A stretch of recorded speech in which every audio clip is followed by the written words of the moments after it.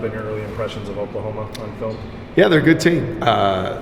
Really quickness, game speed. They push it in transition. Playing four guards, the pace that they play with stands out. Always made a huge jump. Personnel-wise, shooting it well, but it's more his ability to get the ball to the basket. McCullum, their transfer guard, does a great job. He's really aggressive. So I'd say overall they're a team that their quickness, their speed, their athleticism has impacted their offense playing in transition, has impacted their defense guarding the basketball, and that's why they played as well as they have.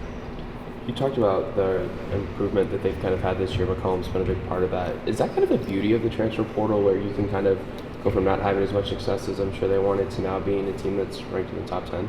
Well, I think for all of us, it's important that you're always mindful of how do you put the best team together. For us, we're looking at 1 year, but we're also looking at the program in the long term. So certainly with the transfer portal, there's more opportunity there. If you feel like you need to make an immediate change, add a player, that sort of thing. And certainly it's something that's benefited them this year, not just with McCollum, but with some others as well across the board. They've had some impact transfers that really elevated their team.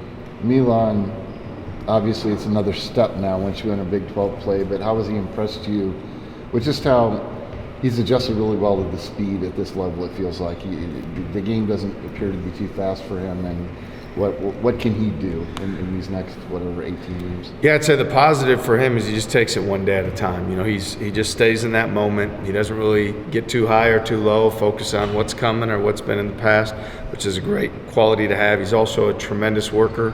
Not a guy in our team that spends more time in the gym than he does, so I think the game slows down for him based on the work that he's done. And then lastly, I know our guys, the confidence they have in him and looking for him and finding those opportunities. And what we're seeing specifically with Milan is like when he's more aggressive, moving without the basketball, cutting and finding spots at the elbow, the mid post, those sort of things, that's when he plays his best. So we're going to continue to challenge him because I think defensively he's very much improved. On the glass he's improved, but we think there's even a step for him to take based on how good he's played and where we think he can continue to climb.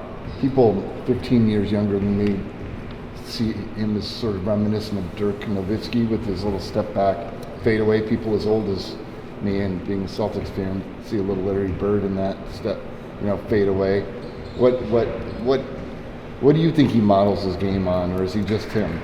Well, my first impression, Rob, is that makes you pretty old. Yes, it does. I'd say more than anything. And I'd say, for him, I think the beauty of his game is I don't know that he's necessarily, looking at anybody else and saying, hey, because for me, like you look at even when George Yang is a freshman, their games are different, but there's a confidence. There's certain things that they do unique that you don't see guys do every day. And certainly some of those guys you mentioned, you're a lot older than me, but yeah, sure. And remembering those guys, you just think about some of those, the natural fadeaway, getting to a spot and creating space and separating. Like you said, whether it's Bird, Nowitzki, kids now, I think Kevin Durant does a great job. There's others, but I just say like what's really great about Milan is he's uniquely him, and he has these shots and these plays that he makes that he's developed and worked on over time, and it's great to see it show up for him on game nights and pay off.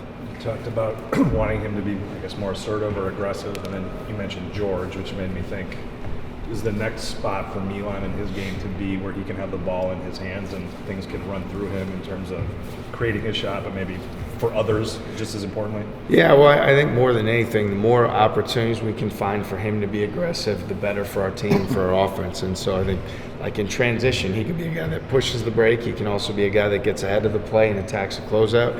To your point, I think in the half court, as we move on, there's going to be teams that put more attention on him, right? Or focus more, on trying to stop him or trying to limit catches or certain shots. And now that's where being more of a facilitator and a ball mover, I'd say at this point, like we want him ultra aggressive.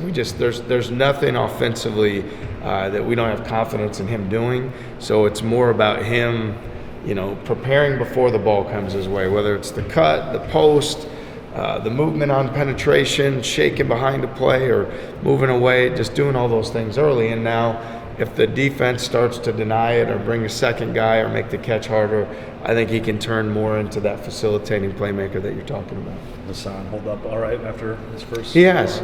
Yeah, I think his foot's sore, which is to be expected being back. He's had those days, but overall seems to be progressing well. I didn't necessarily anticipate him to play as many minutes as he did the other night. Just kind of how the game worked out, and felt like he did a great job and was impactful in the time that he was out there. So we'll continue to be intentional with how we bring him along and be mindful. But everything right now has been really positive in what we've seen and how he's progressed.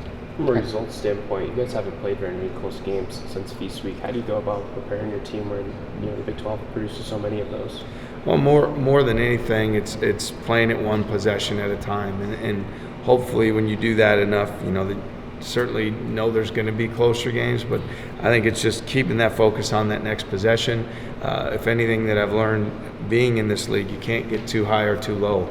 Everybody's going to take a loss. Everybody's going to lose multiple games in a row. Adversity sets in a possession, in a sequence, in a game.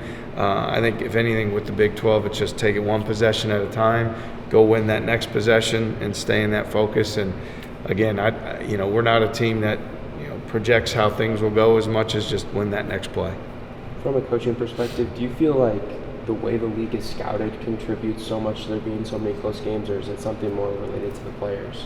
Yeah, I think it's a combination. You have really good coaches who their teams are very well prepared. You've got programs that have a lot of pride that have had historical success. You have talented players that have versatility. I think if anything has separated our league, it's probably that defensive versatility, guys that can guard multiple positions and doing that sort of thing. And so I think that comes more into play. And so you get into league play and you've got great coaches who have scouted it well, you've got athleticism, and then you've got great players. It all kind of goes together to make the league as competitive as it's been. Does losing the round robin change that even a little bit on the margins in terms of familiarity and scouting? It probably does, because when you're only looking at 9 other opponents and you're going to play everybody at least twice, and then with the conference tournament, I think there's a greater degree of familiarity. I know from my vantage point, as there's more teams, you're just staying focused on what's in front of you. So there's a few of the teams that I hadn't seen as much and I don't know as much about right now, but certainly as things move forward, you will. The round robin was great from that vantage point if everybody did know each other well, and I do think now there's a new, like a newness. Like you probably don't have quite as great of a feel of everybody, and then certainly the teams that you only play one time, it's going to be different than teams you play twice.